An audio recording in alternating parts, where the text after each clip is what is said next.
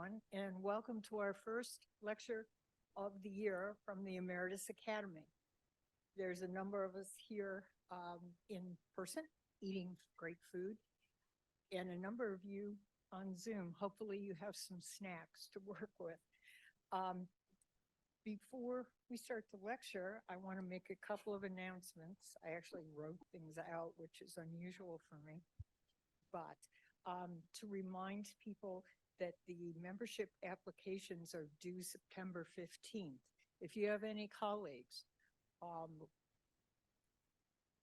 casual acquaintances that are emeritus but not part of the academy and continuing to do their research, please encourage them to apply. Everything is there on the website. Small grant applications are due November 3rd, and we're expecting, hopefully, that there will be quite a few that come in as everything is back worldwide happening. Hopefully COVID won't get in the way again. And people have many things they would like support for.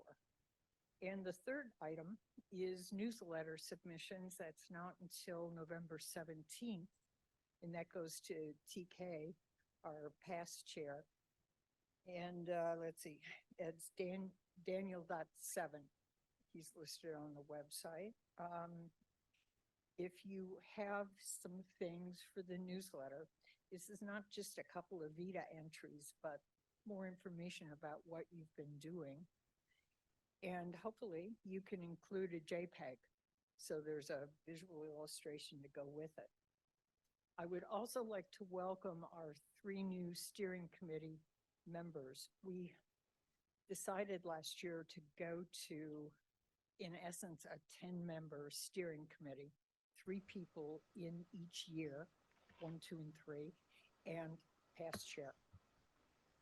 Okay, and our new members, I don't know if I don't think any of them are here, but Ann Carey from Earth Science, are you here? Online? Not at the moment. Okay, Michael Griever from Medicine, and I think he's online. Michael, are you there? Wave. Lonnie King from VetMed, also not here. Great. Wonderful. Well, our first steering committee meeting will be, I'll have to remind folks to be here. So let me introduce our speaker for today. Professor McHale, and I won't make any McHale Navy jokes, is from Arts and Humanities, Distinguished Professor of English until his retirement last year. And he's going to talk to us some about science fiction. And when I saw his proposal, I got rather excited because I'm a sci-fi fan myself. And I was trying to remember how this all kind of started. And I used to spend I'm from Chicago, but I spent my summers on my grandparents' grain farm in the middle of North Dakota. And there was an attic and with a reindeer head in it and a variety of strange things. And I remember going through a box and finding my uncle's books from the 30s. And one of the series that I read was Flash Gordon, Big Little Books. There were maybe about that size, you know, that was my introduction to science fiction. He is the author of 4 books about postmodern literature and culture, including Postmodernist Fiction from 1987 and the Cambridge Introduction to Postmodernism from 2015. He has also co-edited 5 other volumes. He could have had a much longer thing for me to introduce him by, but he cut it back. He's co-founder of Ohio State's Project Narrative. He's past president of the International Society for the Study of Narrativism, ISSN. I don't know, I guess that's what it stands for. And founding member of past presidents of the Association for the Study of the Arts of the Present, ASAP. ASMP can hit. He is currently completing a book on the narrative poetics of science fiction, and I'm really excited to introduce Brian to the group. Thank you. Good afternoon. It's so nice to see so many colleagues here, friends, and also a minute ago when they were all in those boxes, some of them in very distant time zones. This title is maybe familiar, actually, maybe especially the people in the other time zones, because I've used it before. I've even used it here on campus at least once before. This is my one-size-fits-all multi-purpose title. Basically, I jack it up, move the lecture out from underneath it, move another one in underneath, and give a different lecture. So even if you've heard this, including you far away, heard something from me under this title, this is new, maybe apart from a few rhetorical gestures at the beginning. After all, that's the question, right? What is science fiction good for? And I want to start by sort of bracketing off a couple of straightforward, obvious things that science fiction is good for. There are things we could talk about at great length. We could, have whole lectures about them, but not here, not this afternoon. So one thing, let's not get too highfalutin about this. Science fiction is an entertainment genre, right? We go to it for the pleasures of genre fiction. And no matter what other functions we might attribute to it, no matter what we might say about its cultural work that science fiction does, we shouldn't forget this. This is what, in the first instance, it's for, right? It's to entertain. And that immediately gives rise to entertainment industries, right? It makes money for people. Nowadays, in the 2020s, you could argue that science fiction is the dominant mode of popular narrative across platforms. It's the main mode of cinema franchises, of television miniseries, of video games. This was not what it used to be. Those of us in this room, I can say, lived through the transformation of science fiction from a niche form of entertainment where hardly anybody made any money at all to this huge behemoth of franchises and big budgets. It happened in our lifetimes, right? If we go back to the mid-20th century, science fiction writers weren't making any money. They were publishing in pulp magazines. They were publishing in paperback. Science fiction movies were B movies. Science fiction on television, when it finally arrived, was the skimpiest kind of production values. There were these splendid exceptions like Kubrick's 2001 in 1968, and there were eventually a few science fiction writers who actually could make a living at it. But the classic type of a science fiction writer is the one that Kurt Vonnegut invented, Kilgore Trout, who can't make a buck, right? Who publishes and publishes and is always impoverished, and is modeled on real-life science fiction writers that Kurt Vonnegut knew, in particular Theodore Sturgeon, Trout Sturgeon. Though he might as well have been talking about, for instance, Philip K. Dick, a very prolific, and nowadays, of course, conspicuous science fiction writer, even in works of science fiction that don't have his name attached to them, but who could never make a decent living in his lifetime, and who ironically died on the eve almost of the appearance of the feature film Blade Runner, which might have turned his fortunes around. Of course, Blade Runner also wasn't very successful at the outset. That's neither here nor there. The point here is it changed. It changed around about 1977 with Star Wars. And from that point on, science fiction became a profit-making form of entertainment, only more so down in our time. So I want to bracket that. I want to set that to one side, and I want to talk about some more high-minded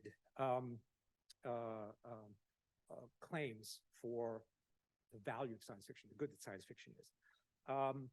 And first of all, and maybe the obvious one, is the claim that it is useful for prediction. It will tell us something about the future.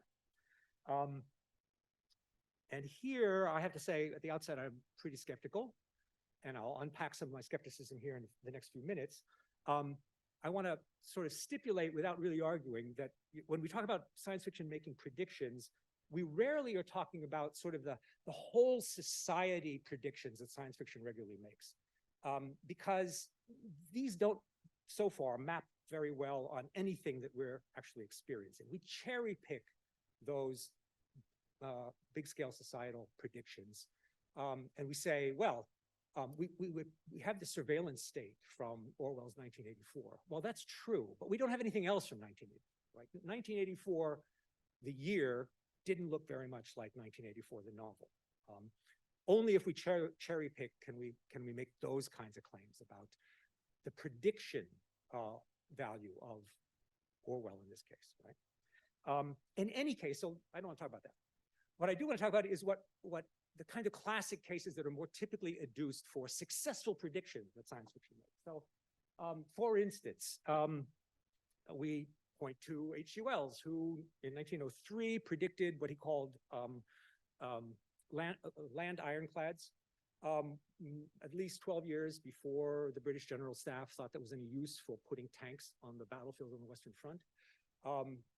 So that scores, a successful prediction in the history of science fiction. Or John Campbell, the dominant magazine editor of his generation, who coached one of his authors, Clive Cartmill, to write a story, Deadline, predicting an atomic weapon, which brought the FBI around to question Campbell and Cartmill about who was leaking from the Manhattan Project.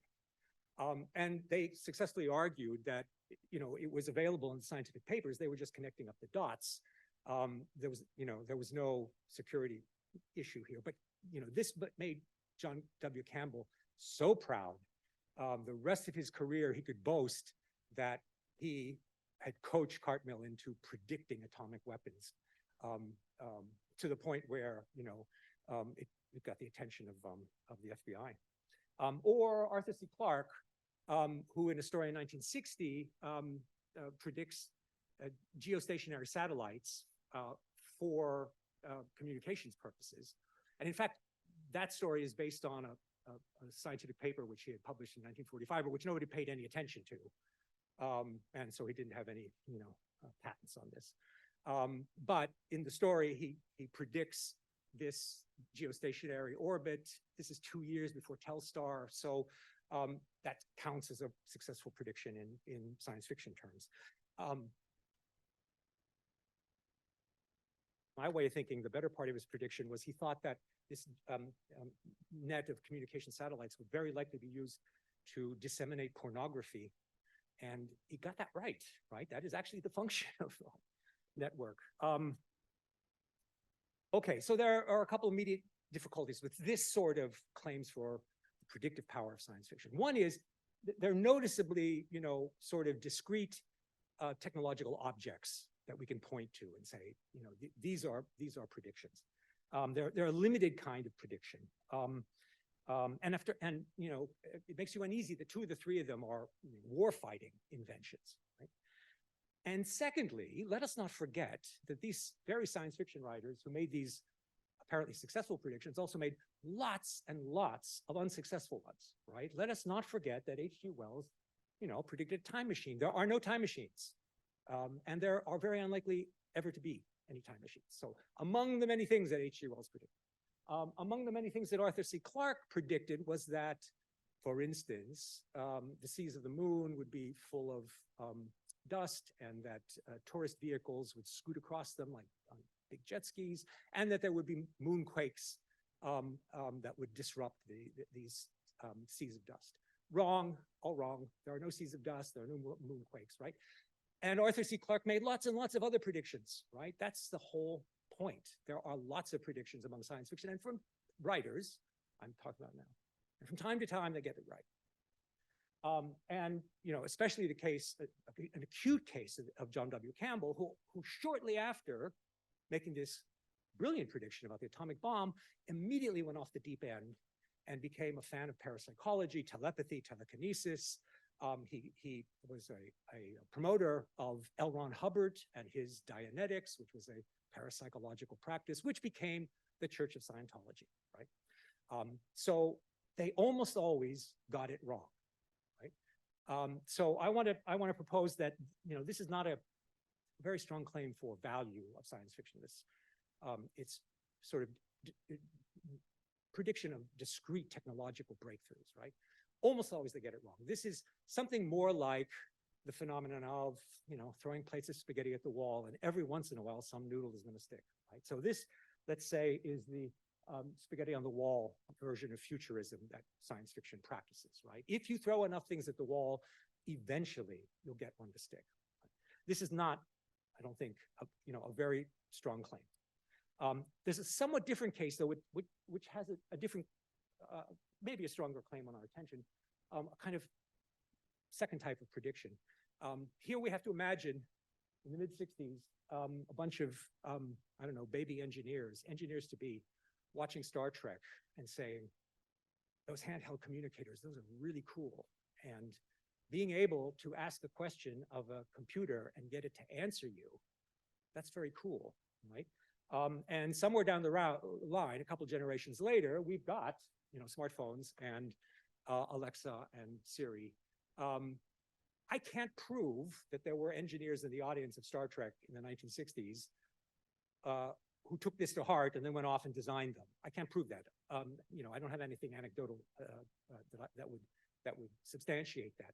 I can say more about William Gibson and the invention of cyberspace. In a short story in 1982 and a novel in 1984, he coins the term cyberspace and he invents a version of it, a kind of, he calls it a consensual hallucination that you all share as you jack into this system of connected computers, right? And here for sure, engineers in the early 80s, or, you know, engineering students, presumably, baby engineers, were looking at this and saying, yeah, we can build that. We can build that. And they did, and it's called the internet. They built it and we came, right? It's not very much like what Gibson imagined. You know, that consensual hallucination is not much like our experience of the internet. And in fact, Gibson himself, when he invented this, knew nothing whatsoever about computers, let alone network computers, right? He was looking at kids in an old school arcade game, playing arcade games in a mall, right? And he looked at the way that, you know, the kids sort of experienced the space behind the arcade game, so to speak, and invented cyberspace on the strength of that. So, you know, there were no, there was no imagining of the networked system that the engineers eventually would build. So I think this is a more interesting, but still, let's face it, pretty rare instance of science fiction's value as prediction, right? To distinguish this one from the spaghetti on the wall, let's call this the pump priming futurism. It primes the pump of the engineers who are then going to go and try and figure out how to make these things, right? There's a final type which I really don't want to talk about, but, you know, just put it up on the wall. The case of what we have to call now unidentified aerial phenomena, in other words, what we used to call UFOs, and of artificial intelligence. Here, I actually suspect that science fiction is getting in the way of our capacity to understand what's in front of us. Right? It seems to me we've read too much science fiction, and we've read too much alien encounter science fiction in order for us to be able to see clearly what kind of phenomena these unidentified aerial phenomena might be. Right? The science fiction gets in the way; it's an impediment, an obstacle to our actually seeing this clearly. And equally for AI, I suspect that science fiction is actually an impediment. We know too much about robotics. We've read Isaac Asimov. We know what robots are like. I suspect that the AI that we've got is nothing like the science fiction version, and that it's actually not helping but hindering. Okay, that's controversial, I think, and maybe I don't want to go much further into that, but I suspect that we also have a type of obscurantist futurism, right, which is actually science fiction impeding understanding of what is in front of us. Okay, so I want to pivot away from prediction, about which I'm very skeptical, as an answer to the question, what's science fiction good for? And I want to give what I think is a more defensible claim, which looks somewhat similar to prediction, but I don't think it's not the same as prediction, not exactly. And the difference is interesting and important, I think. So here's a thesis about what I'm going to call alternativity. Not very elegant. And it goes something like, science fiction is valuable less for its, I think, dubious capacity to predict the future. That's that spaghetti on the wall futurism. Or to act as a blueprint for the future, for the engineers of the future. This is the pump priming version. And more for its capacity to generate alternatives for thinking about and thinking with.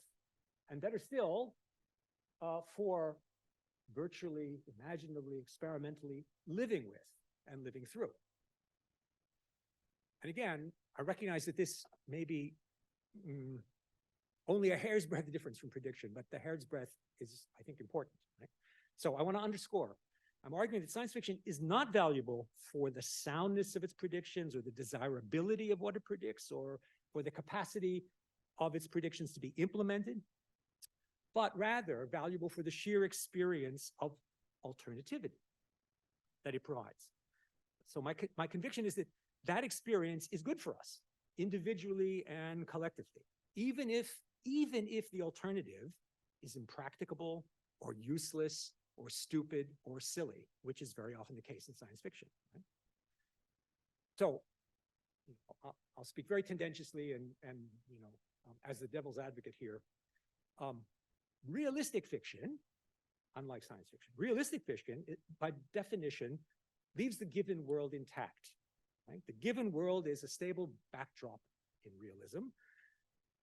In that world, some individual breaks the rules, goes off the rails, goes off the reservation.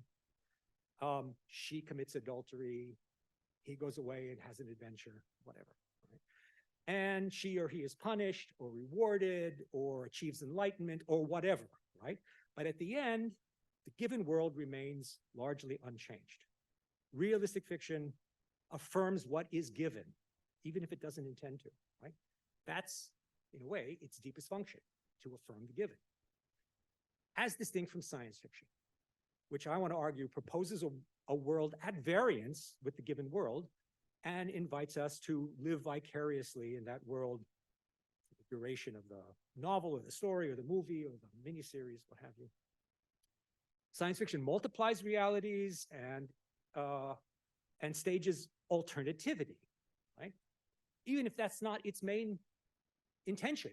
It can't help it. It comes with the genre package. Even if it's mainly there to entertain and make money, it still does this. Right? It still stages alternativity. Its deepest function is that.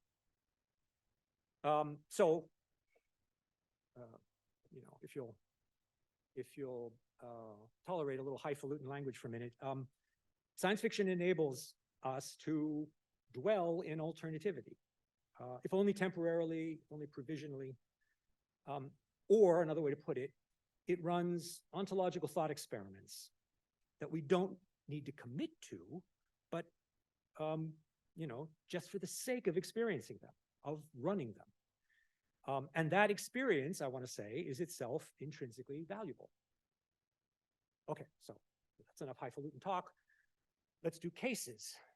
And here, I think, there's a kind of relevant case study we can look at, which is the science fiction of global warming and climate change, what has come to be called climate fiction or cli-fi. And I want to look at two moments in the history of climate fiction, one early and one contemporary, one, immediately contemporary. So first, I want to go back to this early episode of apocalyptic British science fiction of the early 60s, beginning in the 50s, really, which emerges at a very early moment in the history of climate science. Climate science is barely visible, certainly to the general public, at this era. So these climate fictions are produced really kind of in a vacuum of good climate science. And I want to argue for their value nevertheless. They're valuable because they run these ontological thought experiments, even when the science is faulty or obsolete. I should also point out that I belatedly realized there's a dearth of women science fiction writers in my talk.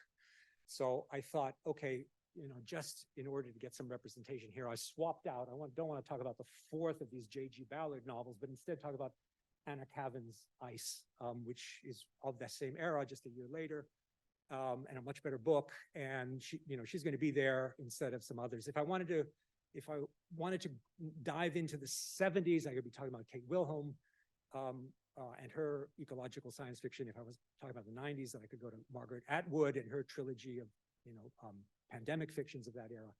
But since I'm stuck with the 50s, Anna Kavan is our standing for all of them. Okay, so take that as a sort of gesture of correcting the underrepresentation here. So Ballard, in the early 60s, ends the world 4 different ways. In effect, by air, water, fire, and earth. In other words, the 4 classical elements, which I don't think was part of his original plan. I think he backed into it, but when he got into it, he followed through. He also sort of disavowed the first book, The Wind from Nowhere, as a potboiler.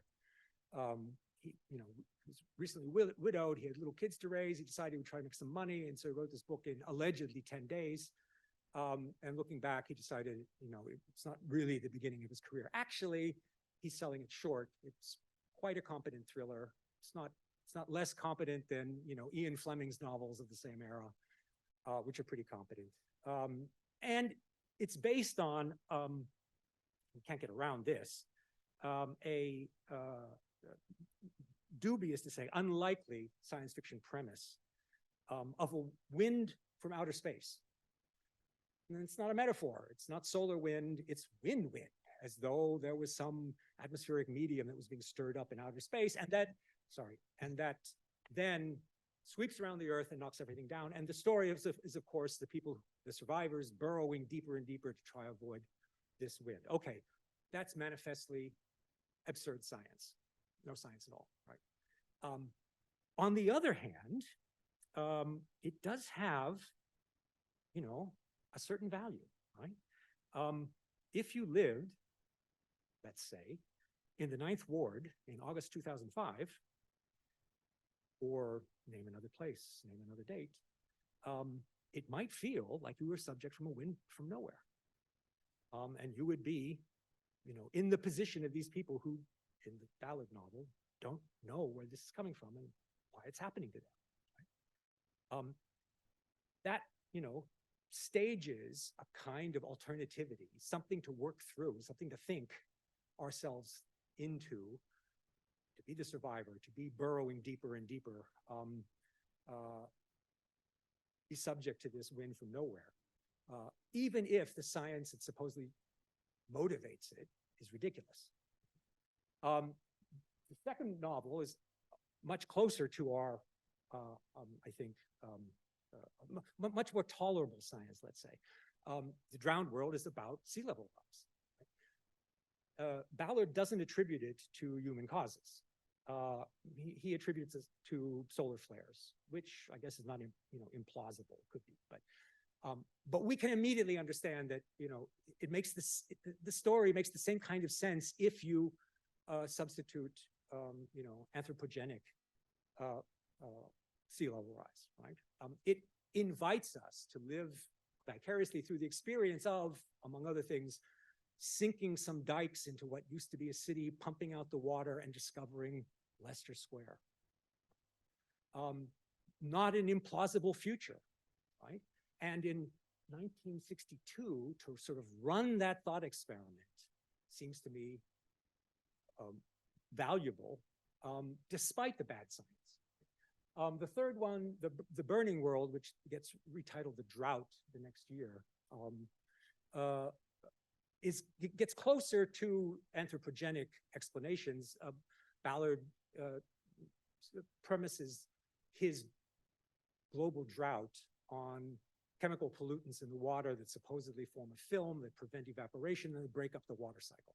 Well, that hasn't happened. It's unlikely to happen. But the kind of anthropogenic causes of drought are, plausible enough.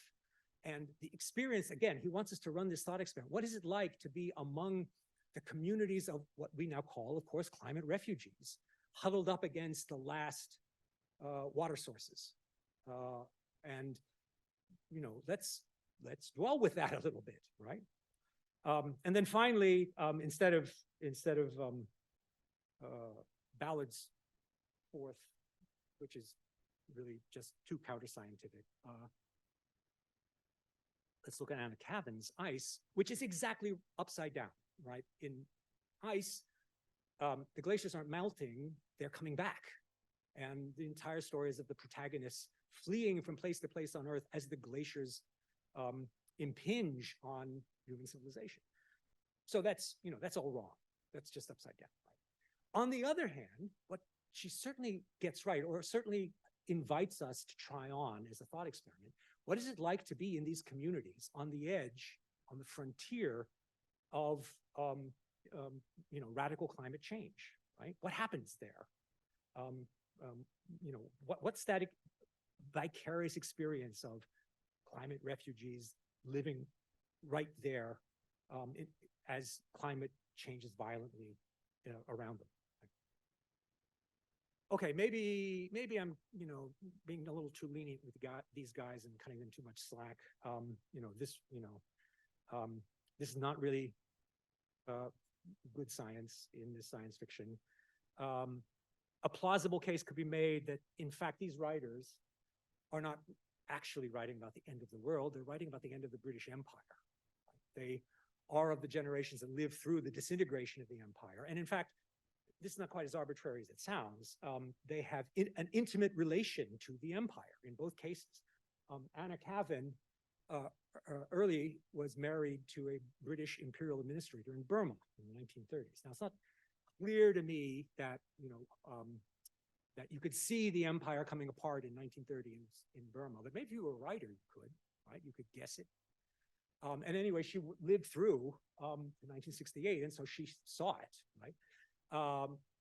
So in a certain way, ice is really about, this is the argument that you might make, ice is really about the end of the empire, right?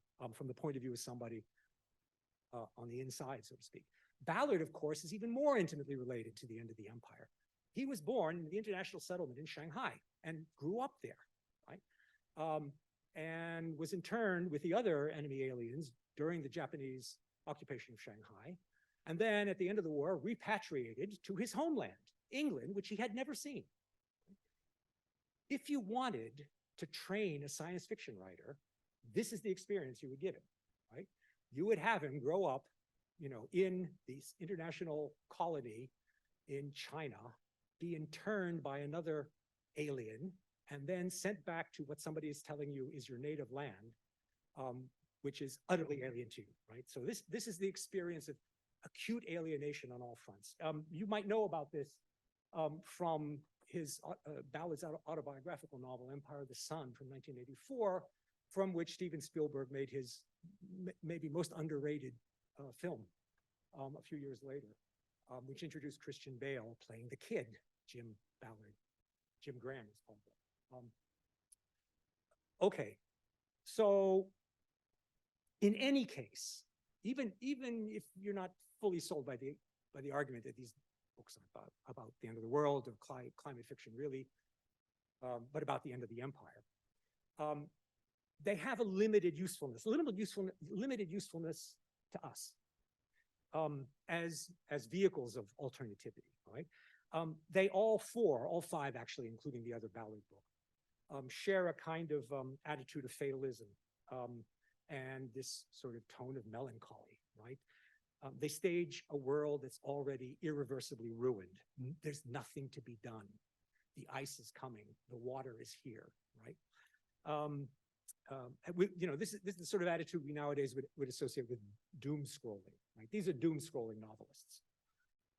These are, don't get me wrong, poetic and aesthetically powerful books, but they're completely demoralizing and disheartening.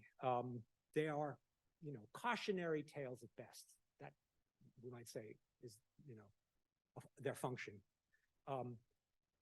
But they don't run constructive or positive, optimistic thought experiments, which we need, right? We need hopeful visions of the way we might yet save the world. So, okay, fast forward. Let's talk about some recent climate fiction. And as it happens, there are two big and sort of conspicuous books that actually come out within a few months of each other by writers of the same generation. So Neil Stephenson, Termination Shock comes out in 2021, and Kim Stanley Robinson's Ministry for the Future in 2022. And here's two interestingly different, but also optimistic. They think we can get out of this. And they have ideas about how it could be done. And they invite us to experience the alternativity of doing that, right?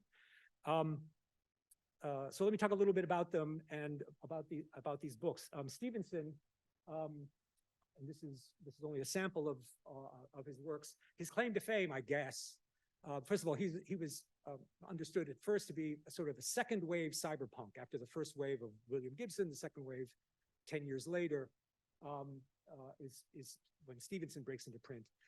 His claim to fame, I guess, is that he invented the term metaverse, which has since been appropriated by Mark Zuckerberg and the gang, by which he meant a sort of shared virtual reality or second life, actually.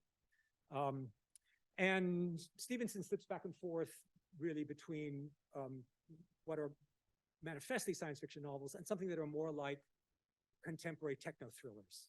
Cryptonomicon and Reamed are more like techno thrillers than science fiction. Some of these others, though, are straight up science fiction with, apocalyptic scenarios and huge geoengineering feats. And I have to point out, just because, that the title Seven Eves is a perfect palindrome, saying backwards and forwards. Okay. But I don't want to talk about this one. I want to talk about Termination Shock, the novel from 2021. So here's his scenario. He says, imagine that there's this Texas billionaire, multi-billionaire, made his fortune in the extractive industries, unheard of, right? But also, a kind of techno billionaire. So a little bit of Elon Musk in him, a little bit of Jeff Bezos in him. He's impatient with central governments who have been failing to get to grips with the climate crisis. Again, this is not unheard of. So he undertakes his own solution. He gets his engineers to design a giant gun, which is hydrogen fuel, and which propels capsules which are loaded with sulfur into the stratosphere, where the sulfur burns up and produces a film of sulfur dioxide, which reflects a certain portion of solar radiation back into space, which ever so slightly cools the Earth and mitigates global warming, even if only regionally and temporarily.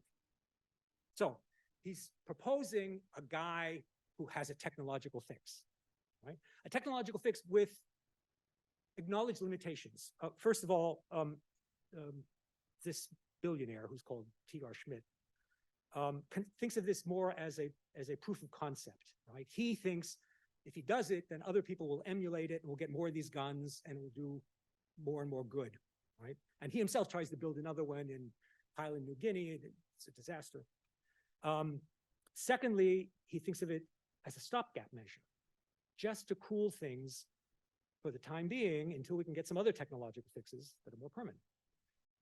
And thirdly, he's aware, made more aware as the story goes on, that positive outcomes in some regions, such as North America, have knock-on consequences throughout the system that are negative, right? So elsewhere in the global climate, for instance, there are catastrophic delays in the monsoons in South Asia, which then gets the thriller plot rolling, because this, in the end, is a thriller, right?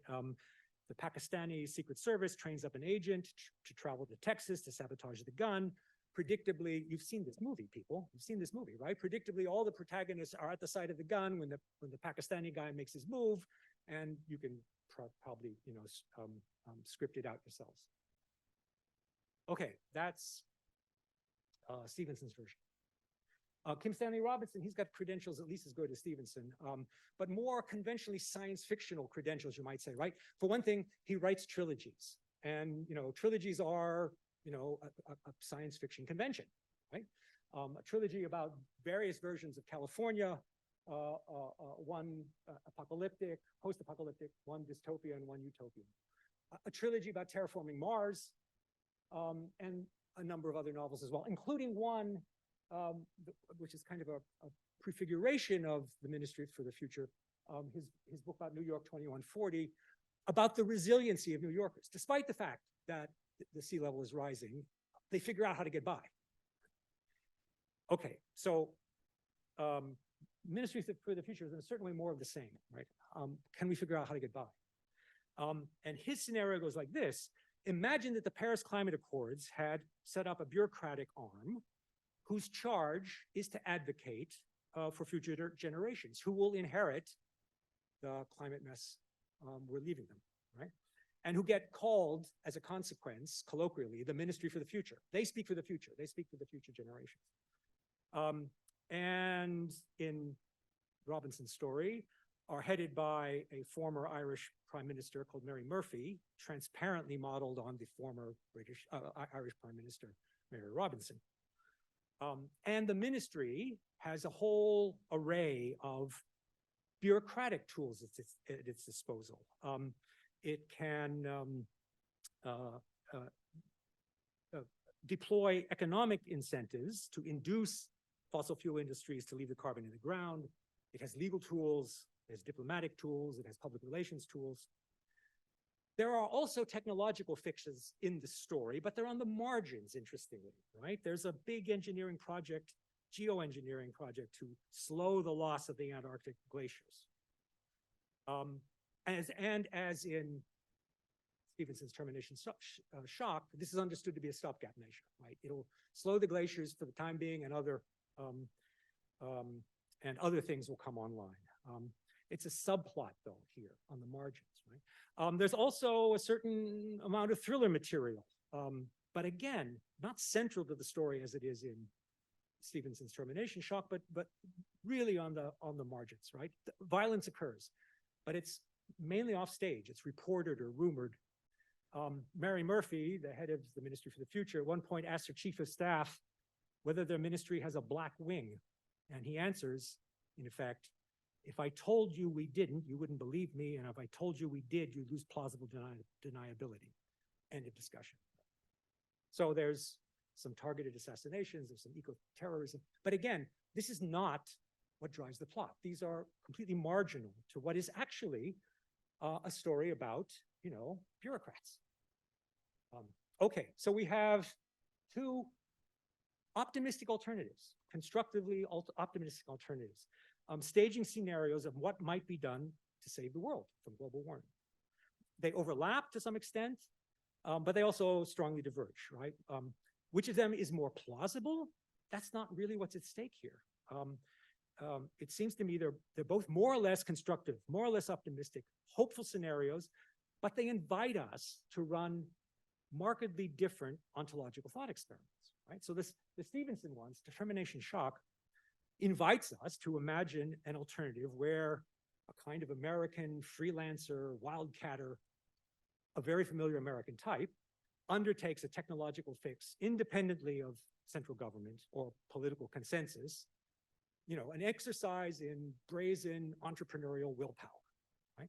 You could call Stevenson's a kind of right-wing solution, a right-wing scenario, compatible with some kind of alarmingly right-wing tendencies in his writing throughout. He's, a little too sympathetic about survivalist groups in the panhandle of Idaho. He's a little bit too fascinated with firearms. Except, and this is, I think, an important caveat, Stevenson never actually endorses T.R. Schmidt's solution. And throughout, he maintains a kind of ironic distance from Schmidt. We don't actually ever get access to Schmidt's thinking, right? He's always seen from outside by people, some of whom are very skeptical about it. In other words, Stevenson keeps the thought experiment open-ended and invites us to play along with it. He asks us, what if you or someone could impose a technological fix like this one? What would that be like? What would it be like to live in that world? What would it feel like to live through that? Right? And conversely, Kim Stanley Robinson invites us in Ministries for the Future to imagine an alternative that involves collective consensus action, using the levers of institutional power, legal, financial levers, diplomatic levers, and so on. Let's call that a kind of, social democratic or maybe democratic socialist solution. There are technological fixes and even, violent interventions, but they're on the margins and off stage. The proportions are almost the reverse of Stevenson's, right? So in Ministry for the Future, there's a lot of talk and not very much action. In Termination Shock, there's a lot of action, not that much talk. You'd almost think that the two novels were like in explicit dialogue with each other. Like they've been written in dialogue with each other, which can't be the case because, they were already in production. They'll only appear to students. So it was coincidental, but an interesting coincidence, right? Compared to Stevenson's high-tech thriller, Robinson's narrative in Ministry for the Future is frankly a little bit boring, right? Which I have to say is not necessarily a defect, but I think the result of deliberate aesthetic choices on Robinson's part, an effect that he sought, not a bug, but a feature. Right? In other words, what if the way forward were bureaucratic, legalistic, a little boring? What would it feel like to live in that world instead of the exciting world of T.R. Schmidt and his big gun in Texas? Right? What would that be like to live with and through? So neither of these novels, neither Termination Shock or Ministry for the Future, aspires to predict what will happen, or even really to advocate for a particular course of action. Instead, each of them uses the resources of science fiction to stimulate our sense of alternatives, of alternativity as a principle of reality, as though the real world were one of those science fiction multiverses where different states of affairs existed somehow adjacent to each other. We could move among them. As indeed we can, if only in our imaginations. And bottom line, that is what science fiction is good for. Okay, thank you. And I'd be very happy to take questions and comments. I guess we'll see if there is any in the chat as well. And I have the mic, Yeah. so here I come. Oh, thank you. Thank you, Brian, especially for the concept of alternativity, which helps me understand why I was attached as I was to Marge Piercy's novel, Woman on the Edge of Time, which actually I taught it over and over again for that very purpose, although I didn't have that term then, an ontological Thought experiment. That's very helpful too. She has alternatives within the novel and is both utopian and dystopian in those alternatives that she offers. So your framework would really lend itself to opening that novel up. Remind me of the date of that one, can you? Boy, I think that was a long time ago. I think it was in the 70s. 70s one, right? So Yeah. it's a near contemporary of Does Joanna somebody Russ. know? Yeah. 76. Hey, hey. Right, so it's a near contemporary of Joanna Russ's The Female Man, which is 1975, which is organized somewhat the same way. We could put those two in dialogue in Mhm. 70s context, Mhm. right? But it was it worked so well to help open students up to get out of their usual thinking and think very differently. So, thank you. Yeah, great. And, oh, here we go, another question. From the group here, then we'll go to the chat. Thank you for your talk. For the science fiction part that you started with, I have a couple of questions. One is that you covered a little bit of the history of science fiction. Did science fiction, was it created in America? No, it's got separate roots in different places, right? There is certainly an Anglophone science fiction outside the United States and an Eastern European science fiction outside the United States that have different histories. I'm mainly thinking about the American one, which has this, sort of origin story in the 1920s and 30s, right? And which is fairly ignorant about the other science fiction traditions, right? And has a sort of, internal momentum of its own. They converge eventually. Eventually, everyone becomes aware of the other traditions, not always happily, right? There's a famous essay by Stanislaw Lem, which dumps on American science fiction. He thinks that Philip K. Dick is the only one who's not a charlatan. Okay, so this actually leads to my other question, Yeah. which you touched upon already, which is that I was wondering, was the last century, was the science fiction originating from other language areas and geographical areas? And I was primarily thinking of, for example, India, Pakistan, Middle Eastern countries. Yes, I think the histories start later, right? There is now subcontinental science fiction. What I'm aware of course, was what's written in English, but the onset date is a little later, I think. So there's a sort of delayed histories outside. There's a very powerful Chinese science fiction now, which again originates much later, I think, from the 80s on, and which is now, well, if the strikes all finish, we'll be able to see the Netflix adaptation of Liu Cixin's Three-Body Problem, the sort of juggernaut of Chinese science fiction in the beginning of 2024. So it's going to take over, the rest of the world. I'm looking at some meeting chat questions. Professor Yeager is asking about how does the novum play into the implementation of alternivity, especially with regard to typology of novum. Well, I think I'm going to dodge that question. This is a little bit, Sean, this is a little bit like inside baseball question, right? So the novum is an important concept in science fiction theory, thanks to Darko Suvin. It's sort of the the granular level of science, the invented thing that changes the world to something else. So you might argue that the novum is the way of the machine for making alternativity, right? I think they're easy to reconcile, the novum theory with this account of alternativity, but that's maybe not for today. The next question on the chat is, let's see, he suggests Stevenson and Robinson aren't in direct dialogue, but to some degree they are, in that they are both writing against the other's approach. Yeah. Yeah, okay, Jared, good point. Okay, I was just wanting to say that these two novels can't specifically be in dialogue just because of the time No, for ab- production.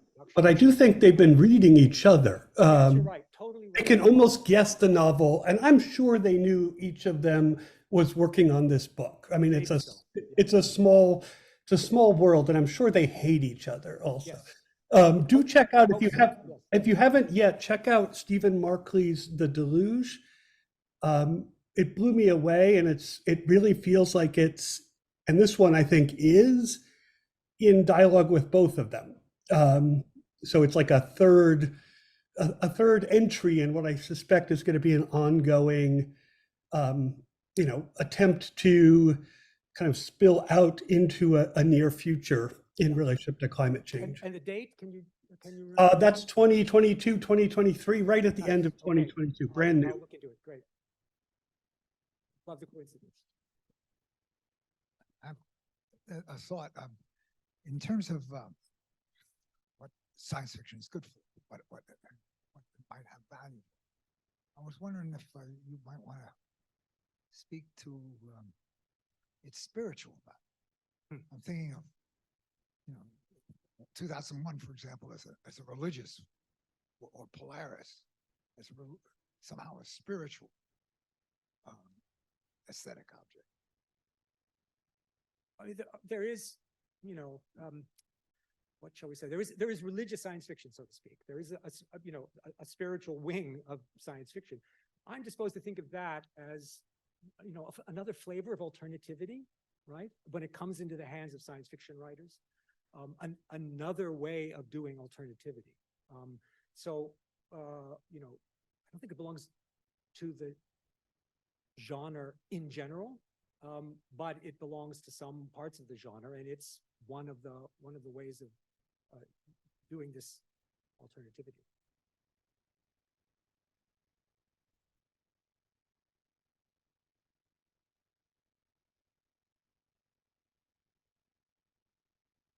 Funny, huh? I have no information otherwise, but there's other models evidently besides Mary Robinson. And I see a question from RK, Rain. I'm not going to try and pronounce their last name. Historians use counterfactuality, what if, as a research method, or at least as heuristic. Do you see any connection to the alternativity there? Okay, thank you, Ryan. That's a good one. It's striking that science fiction includes, at least by some people's account, a practice of alternative history, right? Historical scenarios of what didn't happen but might have happened, and which is right adjacent to historians' counterfactuality experiments. So science fiction runs those kinds of thought experiments to famously Philip K. Dick's Man in the High Castle, right? A what if, what if the Axis had won the war? And that's, clearly kin to the moments when historians allow themselves to run counterfactual arguments. So there's an intimate relationship here, an intimate relationship in general between science fiction and historical fiction, right? Neil Stevenson, among other novels, wrote a historical trilogy about the Baroque era. And there's a kinship there between imagining a past, the past that leads to our present, and imagining a future which proceeds from our present, which makes historical fiction and science fiction sort of mirror images of each other.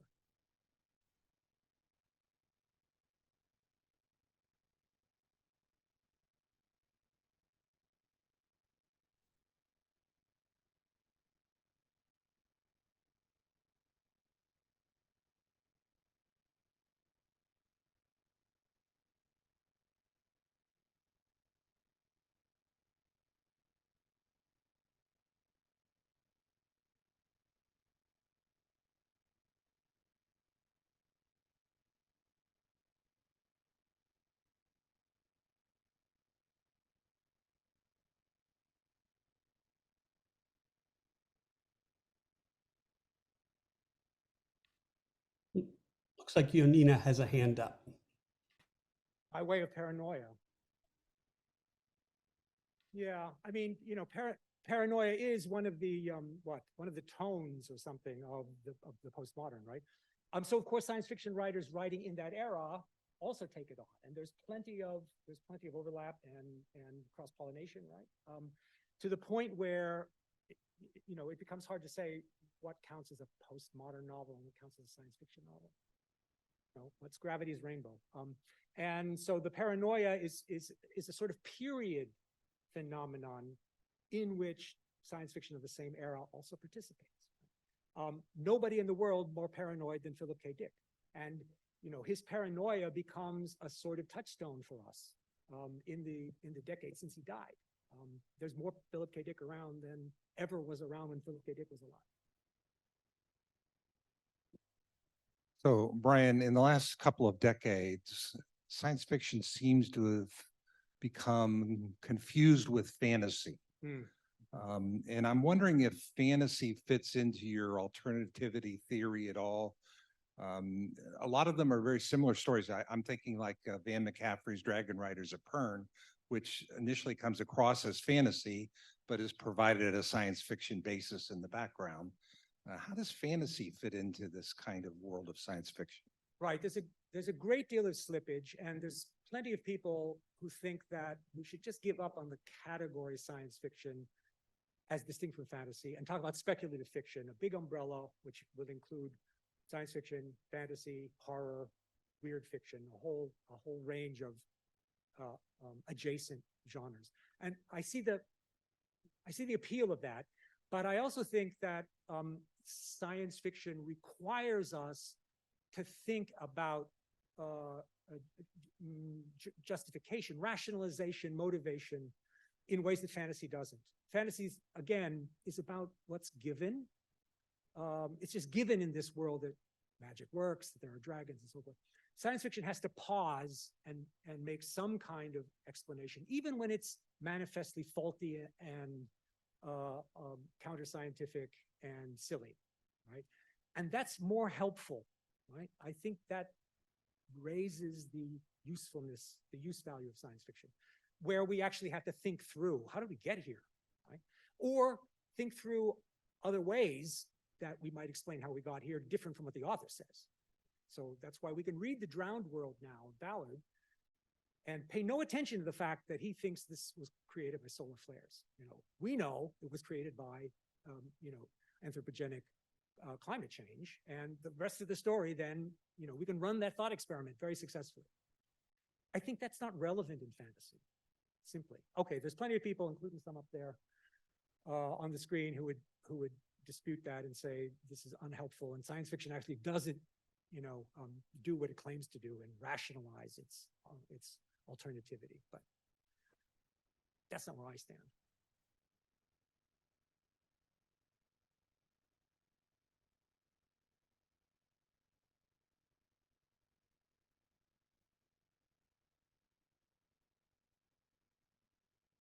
Professor Hoffman, do you want to turn off your mic and ask your question, or turn on your mic and ask your question?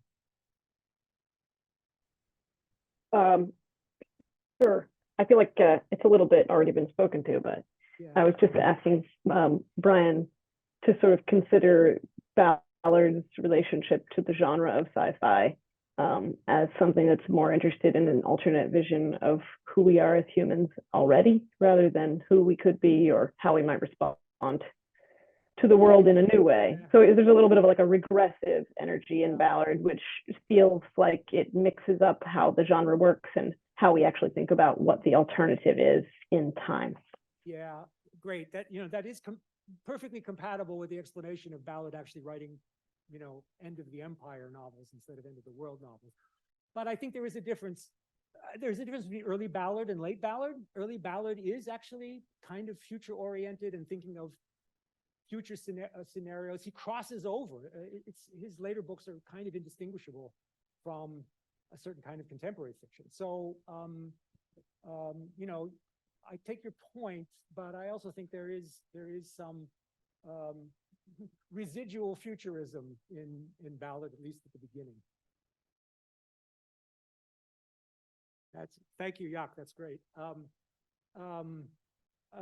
not, see, here's the thing, I don't think Robinson actually gets to his utopia in this book, right? So the boredom is the boredom of a process, actually, rather than the boredom of utopia. So, you know, there is a kind of built-in boredom to utopian fictions, if they're genuinely utopian, because, you know, we fixed it.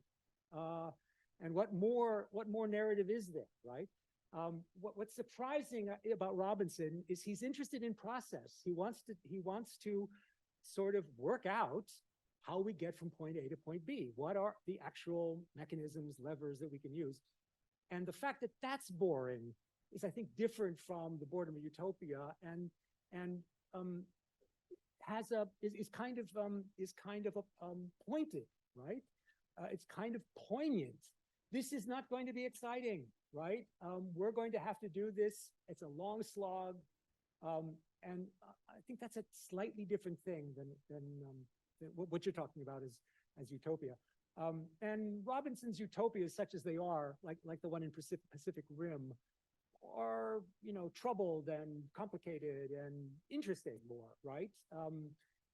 More interesting really than Ministry for the Future, even though Ministry for the Future is, you know, supposedly about saving the world. So.